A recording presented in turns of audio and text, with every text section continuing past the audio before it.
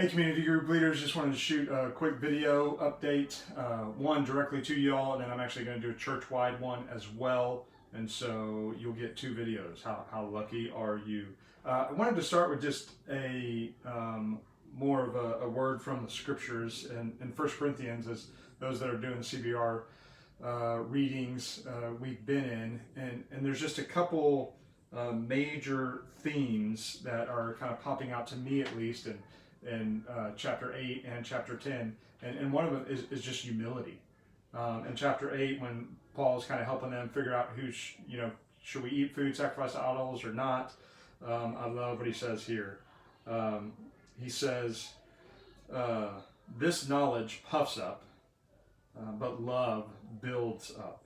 If anyone imagines that he knows something, he does not know yet as he ought to know, but if anyone loves God, he is known by God. And just that, basically just again, that idea of humility, that if we think we know, then we don't know as we ought. Again, exalting our knowledge of being right above the reality that we're known and loved by God. And then in 1 Corinthians 10, and 11, and starting in verse 11, Paul, has talked about all that happened in Israel and how easy it is to see how wrong they were. But then in verse 11 he says, now these things happened to them as an example, but they were written down for our instruction, on whom the end of the ages has come. Therefore let anyone who thinks that he stands take heed lest he fall. Again, Paul pushing us to humility. And so I start that way because one of the things I want to talk to you about is just the idea of starting to gather together in person. We don't know what that's going to look like. We still don't have a lot of clarity there. The governor's going to make some announcements today. I think that'll bring some clarity, but there still will be much ambiguity. And I want to say a couple things. One, it's just the world where we, this is over and then we launch like we were planning to. That's just probably not reality. And so it's much more likely that this is going to take steps back up like it took steps down. Like we could gather at 500 and then 250. Then 150 and to no gathering at all. It'll likely take steps back up in that way, which will mean lots of things. But one, it will mean whatever we're doing initially will be done in smaller groups and in community groups. And so, but what I think it's really important for you to seek and pursue and have is humility. Because you are responding to all of this in one particular way, the people in your group are going to respond to it in a vastly different ways. And so for you to model humility, lead in humility, and call people to humility will be really important.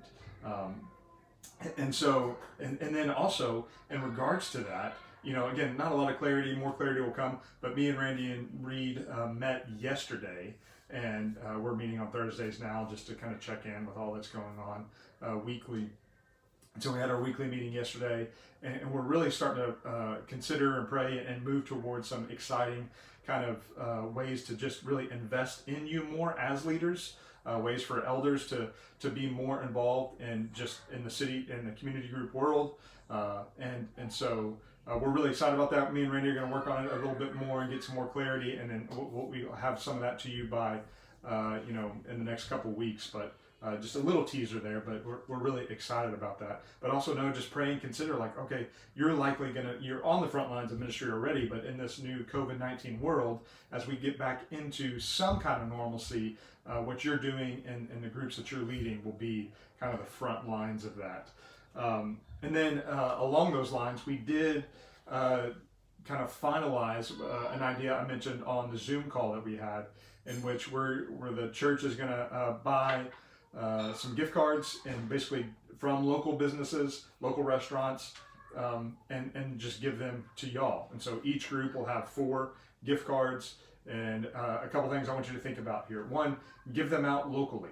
And by locally, give them out to like relational connections within the group. These aren't for within the group, people within the group. If anybody within the group has need, let's gather together as a church and try to meet those needs, and come let us know if there's any way we can help. But this is for outside of the group, but we want to help people that are relationally connected, believing that God has placed you in those relationships for a reason. So maybe you have a coworker, and along with you, maybe even their pay has been cut, and you want to bless them in some way. Maybe you have an elderly neighbor who can't get out, and so a gift card to a local restaurant where they could order in would be really helpful to them.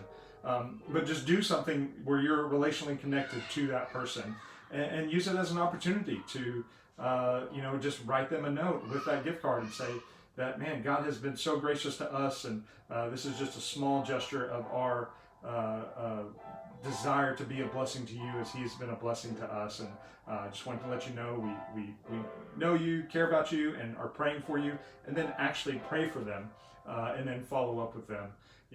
See how they're doing, check in. And again, this is just at the very least an opportunity for us to share the gospel in deed. But at the most could lead to opportunities to share the gospel through our words and in conversations, and get to know people and what they believe, and get opportunities to share about who Jesus is and what He's done, and what it means to us. And so think about it in those ways, and use it in those ways. And then also know that you're getting 4, but it may make more sense to combine 2 and just find 2, families or individuals that you want to bless in that way. So you can just kind of pray through that and consider that as a group. And again, I would make sure you talk to your group about that. Don't decide. What's up? Yeah, goldfish. Yep. Yep. Oh, are those Nate's? Honey, go give those back to Nate. He's crying because you took them from him.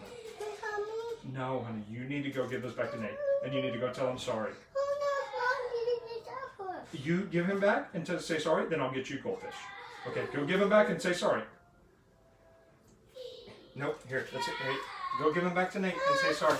Oh, here we go. Here we go. Ginger, she needs to give these back to Nate and say sorry.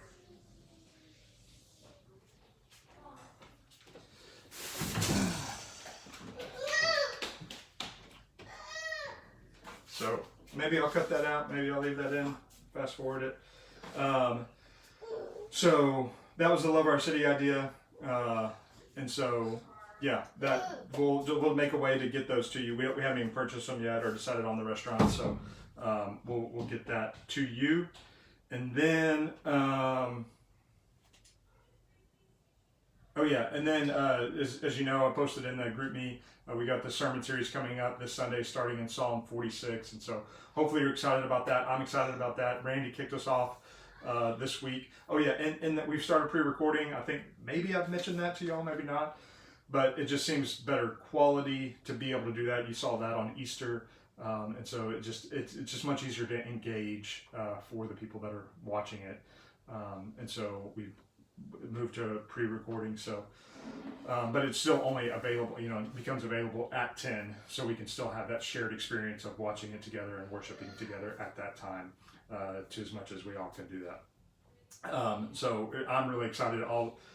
This Sunday will be Psalm 46. I'm super excited about Psalm 130 coming up next Sunday.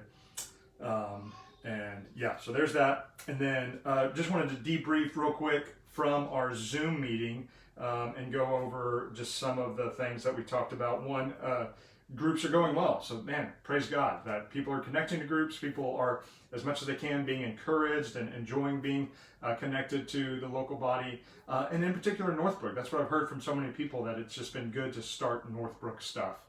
So we're not in this limbo of what church are we at or coming from or going to. That here we are. We've, as much as we can, launched in this crazy world. And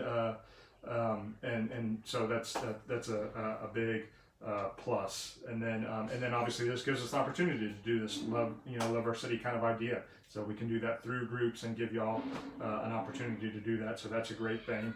Some of the hard things that were mentioned, a couple of them that were pretty prevalent. One, just the responding to people. Again, the idea is there where, hey, just acknowledge that as a group. At the very least, just, one meeting, just say, hey, we realize when you're sharing stuff hard that we're not always able to respond. And so at least everybody knows that that's what's going on. But then 2, being able to break it into smaller groups where you still can't respond like you would in person, but it's still much better than in a bigger group. So those were 2 ideas that were shared. And then another struggle was just mentioning, groups being able to go deep. Some have been vulnerable really quickly, some haven't. And I actually did just want to, where I mentioned, praying about that, and I obviously would encourage you towards that. But I also maybe want to just put forward the idea that one, like nothing bad has happened if that's where you're at. Like in this, I mean, people getting to know each other for the first time, if you think about it, 2 or 3 hours into brand new relationships.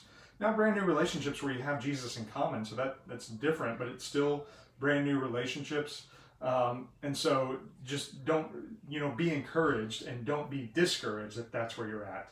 And just know that, Lord willing, will come over time. You've been meeting for a year and you're still having that struggle, then man, we're really needing to consider what we can do there. But in a sense, that's where most of us probably should be, is still in that kind of getting to know you stage.